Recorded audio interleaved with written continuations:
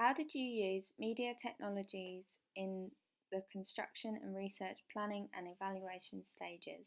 Evaluation question 4. The basics. For my coursework, I used a MacBook Air made by Apple. This allowed me to use programs such as Photoshop, Final Cut Pro, iMovie, and QuickTime. This allowed me to produce high quality work and get the best possible outcome for my final products. I also used my iPhone to produce voiceovers and to film evidence of my work during all stages of my coursework. It was also used to contact my media group, allowing us to all be up to date and keep on top of our workload.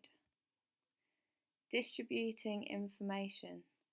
PowerPoint, it's an easy and quick way to use, allowing me to get all of the information down. Word, Prezi, this made my work interesting and snappy. Emails, YouTube, QuickTime screen record. This was useful to show my research and how some of my products were made. And iMovie. Research and planning websites. During the research and planning stages, I used a variety of different websites, allowing me to gain a greater knowledge and a broader amount of information.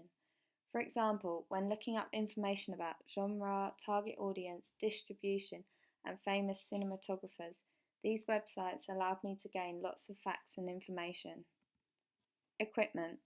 The equipment that we used allowed us to get the best possible quality for my final product. I used a Canon camera, allowing us to get the clearest and best quality. The camera had a wiped SD card with enough memory, giving us the opportunity to film as many shots as we wished. The more footage that we had, the greater the choice of which shot we wanted to input into our final film. We used bright work lights, allowing our scenes to be lit up.